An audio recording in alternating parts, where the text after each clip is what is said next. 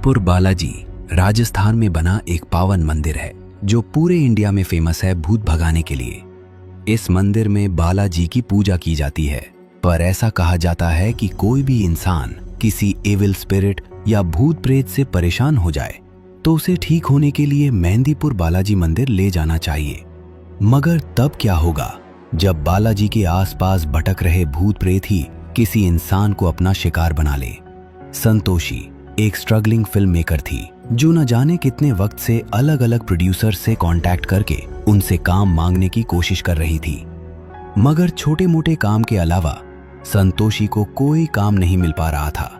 तभी उसके एक दोस्त ने उसे बताया कि एक प्रोड्यूसर को संतोषी का काम बहुत अच्छा लगा है और वो एक बहुत बड़ा प्रोजेक्ट संतोषी से कराना चाहता है।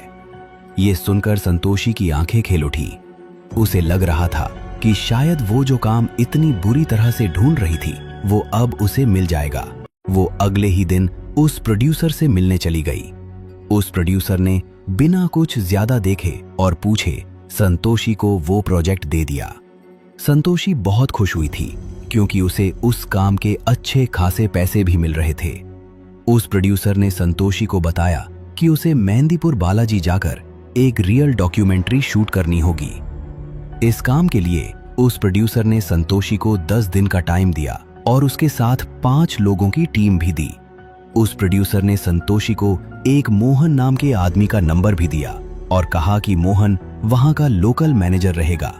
अगले ही दिन संतोषी अपनी टीम और मोहन के साथ मेहंदीपुर बालाजी मंदिर के लिए निकल गए।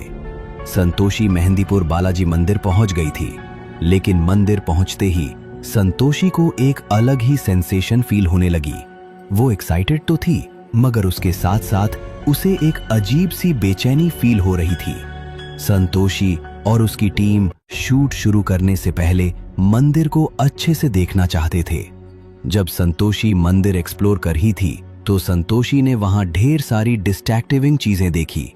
कुछ औरतें बैठकर अजीब सी हरकतें कर रही थी, कोई औरत चिल्ला रही थी, कोई पागलों की तरह बस हंसे जा रही थी। उन्हीं में से एक औरत ने संतोषी की तरफ देखा और वो अचानक ही हंसते हंसते रुक गई और फूट फूट कर रोने लगी। संतोषी वहां से तुरंत आगे चली गई। संतोषी वहां से जा ही रही थी, पर तभी बाबा ने उसे आवाज लगाई। संतोषी एकदम से चौंक गई और वहीं रुक गई। उन बूढ़े बाबा ने आंखें खोली और संतोषी को घूर कर देखा। उन्होंने उससे कहा, बालाजी के मंदिर में कई चमत्कार भी होते हैं, लेकिन कई खौफनाक चीजें भी। ये कहते ही वो बाबा अजीब ढंग से हंसने लगे। संतोषी के साथ मौजूद मोहन उसे वहां से ले गए। मोहन ने संतोषी को बताया कि अगर कोई उसका नाम पुकारे तो पलटकर नहीं देखना। मंदिर के अंदर जो प्रसाद मिले उसे घर लेकर बिल्कुल भी मत ले जाना। संतोषी ने ऐसी बातें पहले भी सुनी थी। उसकी माँ उसे बताया करती थी कि बालाजी मंदिर में भगवान की बहुत ही ताकतवर शक्ति है जो लोगों को शैतानी काली शक्तियों से बचाती है। लेकिन अगर किसी इंसान ने बालाजी मंदिर के नियम तोड़े तो वह काली शक्तियां उस इंसान को हमेशा हमेशा के लिए जकड़ लेती हैं।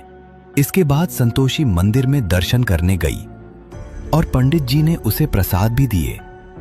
उसने प्रसाद तुरंत वही खा ली और फिर मंदिर से बाहर आने लगी। उसके आसपास भीड़ थोड़ी ज्यादा थी, इसलिए पूरा ध्यान मंदिर से निकलने पर था, जब अचानक संतोषी को किसी ने पीछे से पुकारा। मोहन की बताई बात संतोषी के दिमाग से निकल गई और उसने पलटकर पीछे देख लिया। वहां कोई भी नहीं था। संतोषी मंदिर से बाहर तो आ गई थी, मगर अब उसका सिर बहुत तेज दर्द से फटने लगा था। तभी अचानक उसका फोन बजा और वह एकदम से हड़बड़ा गई। संतोषी का फोन उसके हाथ से छूटकर नीचे गिर गया और टूट गया। वो अपने फोन के टुकड़े उठा ही रही थी कि तभी उसकी टीम का एक मेंबर आया और उसे बुलाकर अपने साथ ले गया। मंदिर से वापस आते ही संतोषी की तबीयत बिगड़ती जा रही थी। संतोषी का मन बहुत भारी होता जा रहा था। उसे ऐसा लग रहा था कि जैसे उसे ठीक से सांस नहीं आ रही हो, और इसलिए अपने होटल पहुंचते ही संतोषी रूम में जाकर दवाई लेकर सीधा सो गई। सोते सते अचानक ही संतोषी को एक सपना आया जिसमें एक काला साया संतोषी का गला दबा रहा था। संतोषी को ऐसा लगने लगा जैसे उसका दम घुट रहा हो। अचानक संतोषी की नींद खुल गई। वो पसीने में लथपथ हुए उठी और बाथरूम में जाकर अपने मुंह पर छींट मारने लगी। जब वो बाथरूम से बाहर आई तो उसके दिल की धड़कन एक बार को रुक सी गई, क्योंकि उसने देखा कि उसका शरीर तो बिस्तर पर लेटा सो रहा था। उससे कुछ समझ नहीं आया कि आखिर उसके साथ ये क्या हो रहा था। वो बार बार अपने शरीर को छूने की कोशिश कर रही थी, मगर किसी हवा के झोंके की तरह उसका हाथ शरीर से आर पार हो रहा था।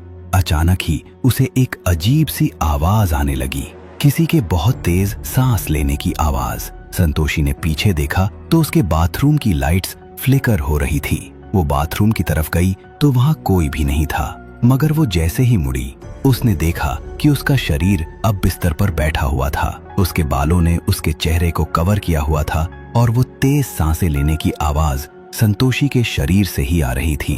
वो जैसे ही अपने शरीर के पास गई, अचानक से उसके शरीर ने अपना सर उठाया और संतोषी का दिल पूरी तरह सहम उठा। संतोषी का चेहरा किसी चुड़ैल जैसा लग रहा था, और तो और उसके चेहरे पर नाक या होंठ नहीं थे, सिर्फ 2 लाल आंखें थीं। ये देखकर संतोषी बहुत जोर से चिल्लाई और उसने अपनी आंखें बंद कर ली।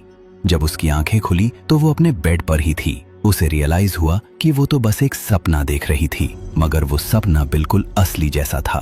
अगले दिन से संतोषी और उसकी टीम ने मेहंदीपुर बालाजी के मंदिर के आसपास शूटिंग शुरू कर दी। उन्होंने फिर से वहां कई सारे पोजेस लोगों को देखा और उनकी अजीब हरकत भी देखी।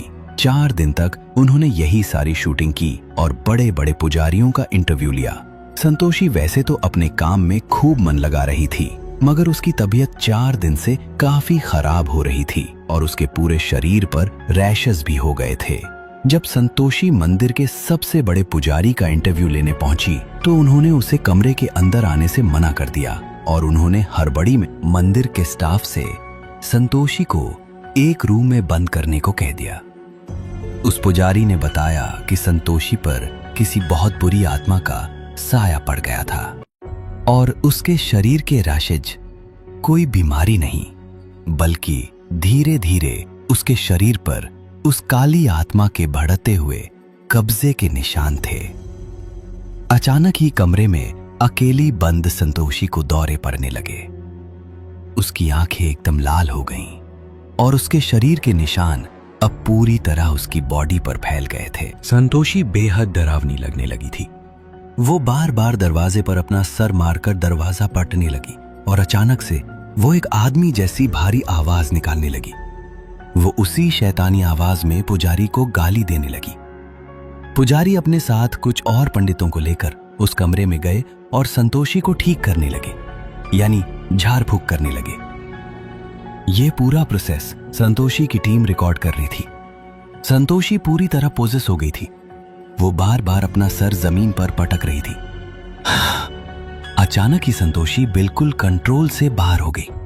पहले तो उसने अपनी टीम के कैमरे लिए और वो जमीन पर पटक कर तोड़ दी, और फिर उसने वहां मौजूद एक पुजारी का गला पकड़ लिया और उसे हवा में उठा लिया। लेकिन बड़े पुजारी ने फौरन ही उस पर लाल मिर्च डाली। संतोषी ने पुजारी का गला जैसे ही छोड़ा, सबने उसे पकड़कर चेन से बांध दिया। 2 दिन तक पुजारी उसे ठीक करते रहे। संतोषी के अंदर से वो काली आत्मा निकली। संतोषी ठीक तो हो गई, लेकिन वो बहुत कमजोर हो गई थी। उसके साथ जो हुआ उसे बिल्कुल याद नहीं था, मगर अपनी टीम की बातें सुनकर वो हैरान रह गई। इस इंसिडेंट के बाद संतोषी को उस डॉक्यूमेंट्री प्रोजेक्ट से हटा दिया गया और संतोषी ने फिल्में बनाने का सपना हमेशा हमेशा के लिए छोड़ दिया। पर संतोषी कभी समझ नहीं पाई कि उसके साथ ये सब क्यों हुआ। और आपको क्या लगता है? अगर आपको ये वीडियो अच्छी लगी तो हमारा चैनल सब्सक्राइब करना बिल्कुल मत भूलिए।